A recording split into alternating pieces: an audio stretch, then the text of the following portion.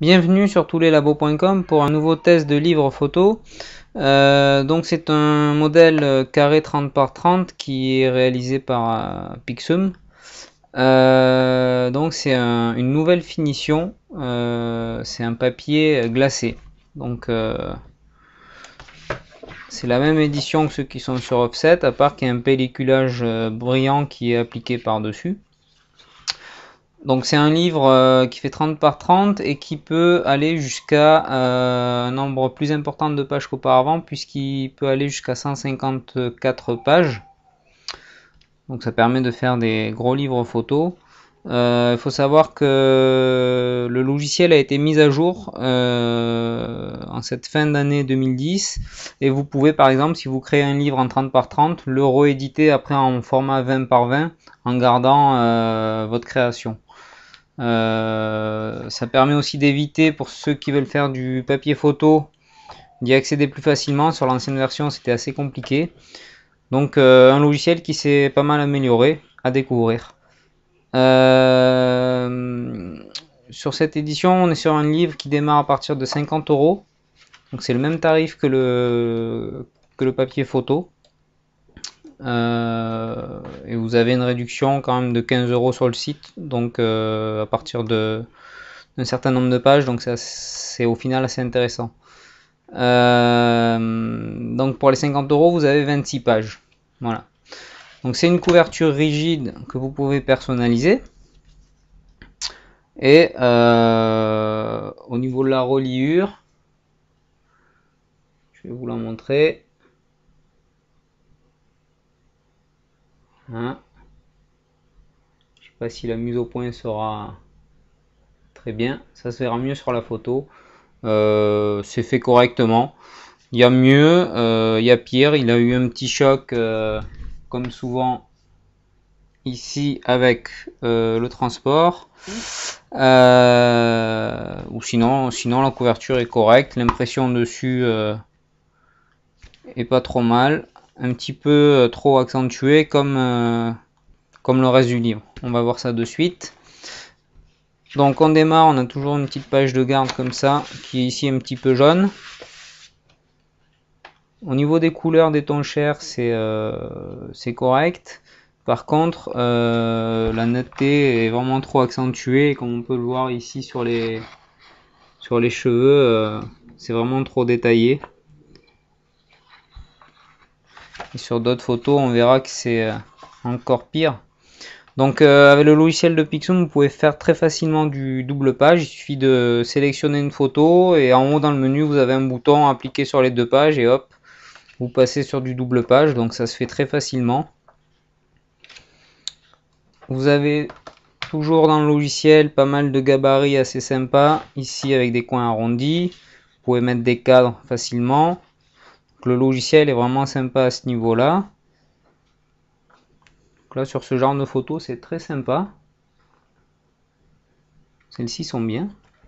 Par contre celle-ci qui normalement était pas mal sombre, elle a été débouchée vachement et ça a rajouté énormément de grains qui est pas très agréable à voir.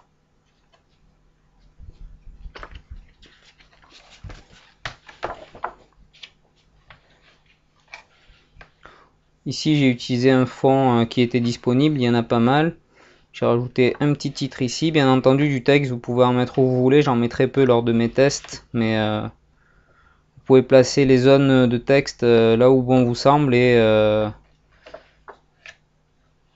écrire énormément. Donc là sur du fond noir, on va voir rapidement que les traces de doigts, ça a vite fait de marquer quand même. Voilà, là je pense qu'on voit pas trop mal.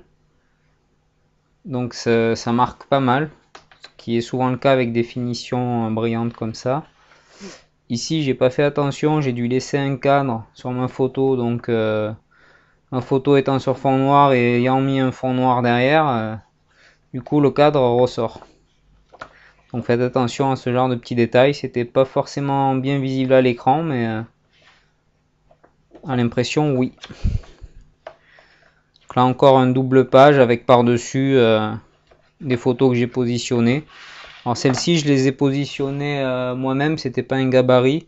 Dans le logiciel, vous avez des grilles, donc vous pouvez très facilement aligner vos photos. C'est assez bien fait. Pareil, un ajout de titre ici, une double page et deux petites photos par-dessus. Montrer d'un peu plus près.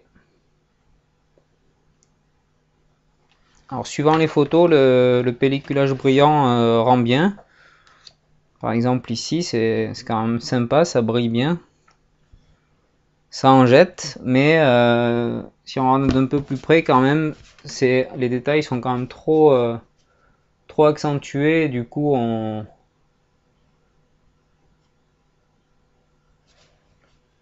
a quand même des photos qui sont un petit peu trop retouchées selon moi à ce niveau-là. C'était déjà un petit peu le cas sur le papier photo, la netteté était un petit peu accentuée, et là c'est encore un cran en dessus. Bon, c'est sûr que voilà, sur une photo comme ça, on voit bien les détails quoi.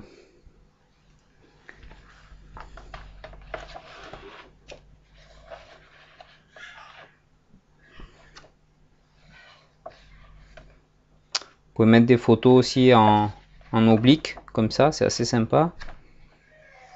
Là encore une double page, donc ça fait 30 par 60 cm. C'est vraiment un format qui est sympa. Ici j'ai tout simplement mis un gabarit donc sur les deux pages. J'ai recadré ma photo juste sur une zone. On est vraiment libre de faire ce qu'on veut avec le logiciel. Ici le nuage, c'est un petit peu trop lumineux. J'ai ma zone qui normalement devrait s'arrêter là et qui s'est étendue jusqu'ici. Et après ici on a conservé les détails du nuage, mais il y a une petite dominante aussi un petit peu froide dans le bleu. Et là, un petit peu comme tout à l'heure, la photo est beaucoup trop débouchée. On a perdu un petit peu les ombres. Voilà, donc le livre se termine ici par le logo du laboratoire. Encore une fois la page de garde. Voilà, donc c'est un livre qui est pas mal, mais à mon avis vraiment à réserver au grand public qui est pas très attentif, parce que honnêtement c'est vrai que ça en jette pas mal, ça brille. Mais les amateurs de photos vont trouver quand même pas mal de défauts sur ce livre photo. Donc plutôt à réserver pour le grand public qui en plus bénéficiera d'un logiciel qui est quand même sympa à prendre en main, compatible PC et Mac. Voilà. Ou sinon vous avez dans le même format aussi le modèle sur papier photo qui est au même prix. Voilà, c'était le Pixumixel carré glacé sur touslelabos.com.